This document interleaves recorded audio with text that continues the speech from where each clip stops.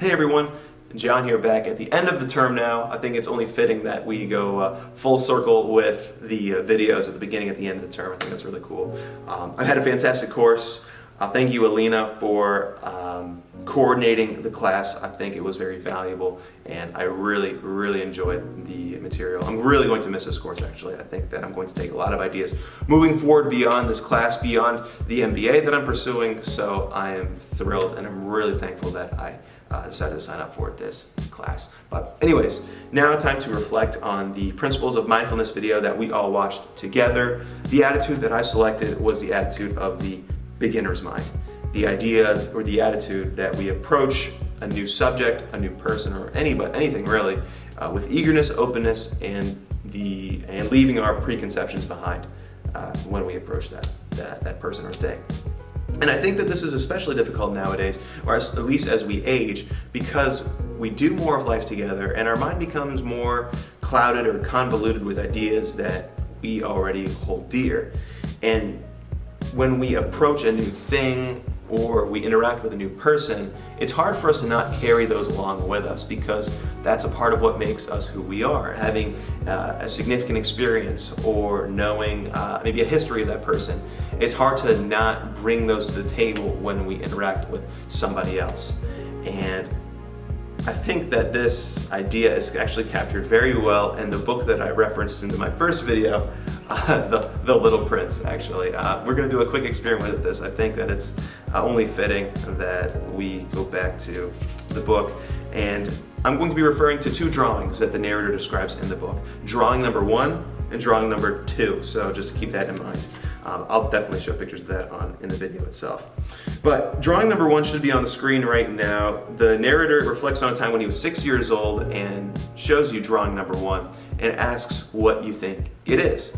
And if you're an adult, well, actually, honestly, if you're anybody really, and you've seen a hat before, maybe you've seen your grandfather wear this hat, maybe you own this hat, you're thinking, this drawing number 1 is obviously a hat.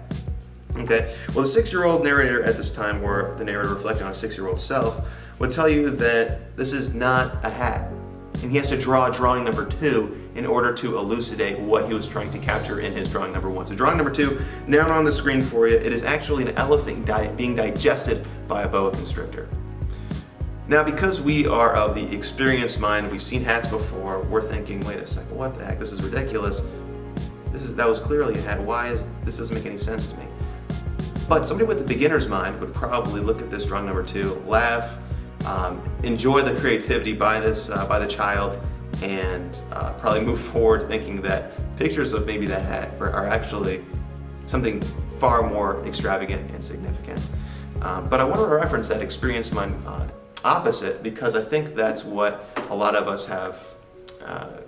That's what a lot of us carry with us throughout our daily lives. And it's not unusual, and like I said, it's probably more normal because we've done a lot of life, we've had a lot of our own experiences, that it's hard to not carry that baggage, carry those ideas with us wherever we go. But I think that having an experienced mind does have merit, especially in areas such as healthcare. When a patient presents himself, let's say, with the right side of his face drooping and slurred speech and doesn't seem all quite there, it is important to identify that person is having a stroke so that he can get taken care of immediately. A beginner's mind in that situation might take too much time, might be a little more naive, and not exactly get that guy the help that he needs. So having an experienced mind is definitely useful in certain situations.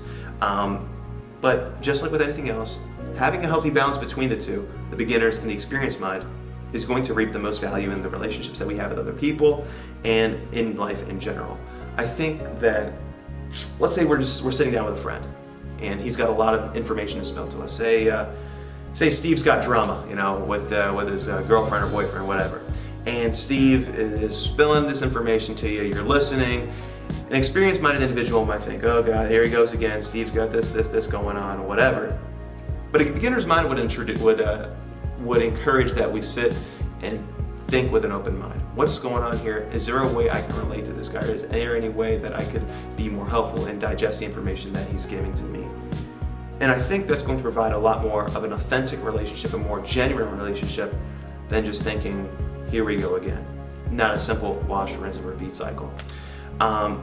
I definitely lean on the more experience-minded side, unfortunately, but it's something that I want to work on moving forward, because having viewing life with a fresh lens is more refreshing, is more fun, and is more positive. And giving more people the benefit of the doubt when they're talking to you is going to lead to more positive interactions and more healthy interactions as well. I think that's everything I had to say about the beginner's mind. Thank you guys for listening once again. I really enjoyed this course, really enjoyed learning with you all. Wish you all the best in your aspirations moving forward, and thank you guys for a fantastic 8 weeks. All the best. Good luck. Thank you.